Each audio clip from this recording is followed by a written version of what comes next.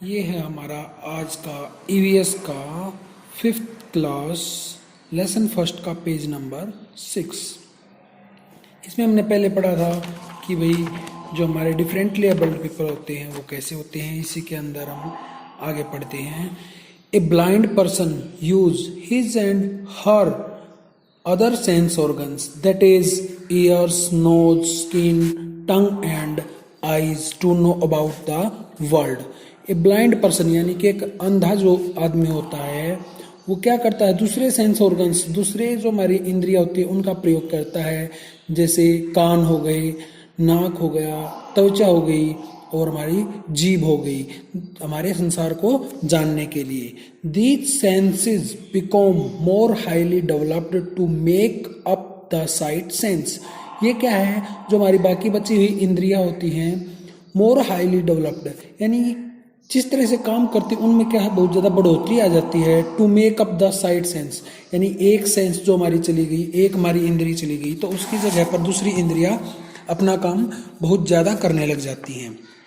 Blind people may have a more highly developed sense of touch यानी जो लोग अंधे होते हैं उनका जो छूने की जो सेंस है यानी कि छूने की जो इंद्री है उसको क्या है वो बहुत ज़्यादा महसूस करते हैं, यानी सिर्फ छूकर ही वो बता सकते हैं जिसको पहले छू रखा है कि ये वो पर्सन है, वो आदमी हो सकता है या ये चीज़ वो है।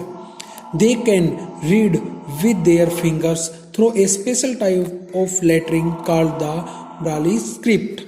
ये क्या है, कैन रीड ये पढ़ सकते हैं, विद फिंगर्स उंगलियों की सहायता से एक विशेष प्रकार की लेटरिंग यानी कि अक्षर की बनावट होती है जिसका नाम क्या है, ब्राली script.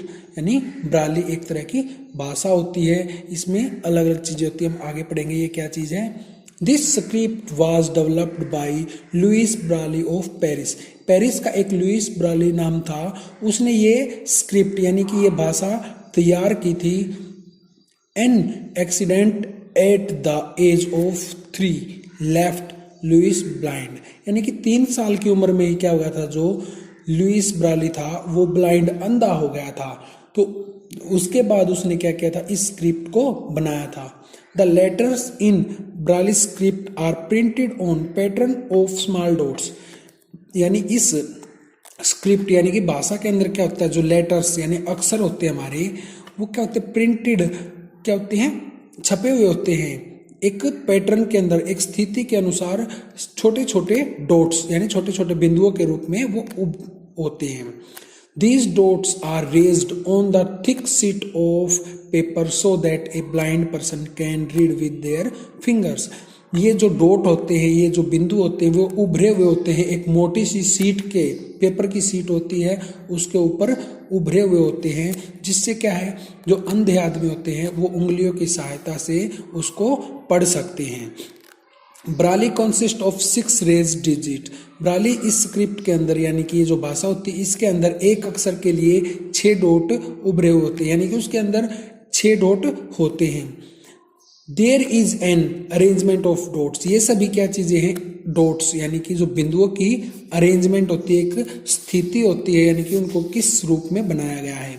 Each arrangement of dot is known as Braille cell यानी कि जो एक अरेंजमेंट बनाई होती है, जैसे ए लिखना है तो उसमें जो है उसको क्या बोला जाता है, ब्राली सेल, ब्राली का एक बक्सा भी बोला जाता है। With this 6 dot one can obtain 65 different patterns of dot यानी इन 6 डॉटों की मदद से क्या है 65 यानी 65 तरह के अलग अलग पैटर्न्स बनाए जा सकते हैं, अलग अलग तरह से उनको बनाया जा सकता है।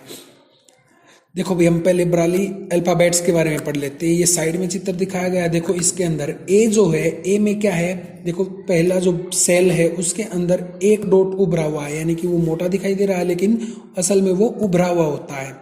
इसी तरह बी में क्या है, पहला और जिसको हम सेकंड बोल सकते हैं वो दोनों उभरे हुए हैं। सी में फर्स्ट और हम उसको फोर्थ बोल सकते हैं। देखो इस तरह से ये उभरे हुए होते हैं।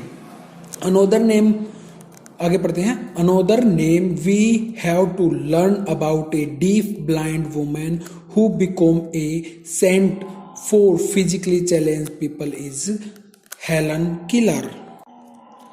अनोदर नेम यानी एक दूसरा नाम भी सामने आता है जिसके बारे में हम पढ़ेंगे, डीफ एंड ब्लाइंड वुमेन, यानी क्या थी वो, अंधी भी थी और बहरी भी थी वो एक औरत।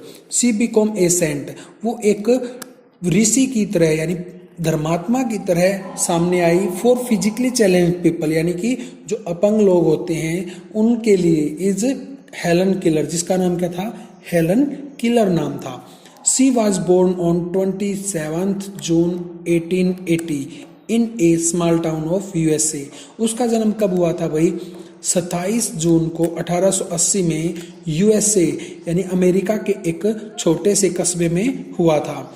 She was born with full eyesight and hearing, वो क्या है, पूरी आंखों की रोशनी से और पूरी सुनने की अक्षमता से वो जन्म उसका हुआ था। But her life changed dramatically when she was about 3 year old, यानी कि उसकी लाइफ चेंज हो गई, बदल गई, यानी जिंदगी उसकी बदल गई ड्रामेटिकली, यानी कि एक नाटक की तरह, जब वह 3 साल की थी। She fell ill and her illness left her both blind and deaf, यानी कि she fell ill, वो बीमार हो गई थी और उस बीमारी ने उसको छोड़ दिया अंधा और बहरा करके, यानी कि एक ऐसी बीमारी लगी जिसमें वो अंधी और बहरी हो गई। By the time Helen killer was 6, नु है कि जब हेलन किलर 6 यानी 6 वर्ष की थी, हर मदर हैड बिकॉम डिस्पीरिएट, यानी कि उसकी माँ ने आस छोड़ दी थी, या फिर हम कह सकते हैं कि भाई उसकी माँ बहुत ज़्यादा निराश हो गई थी।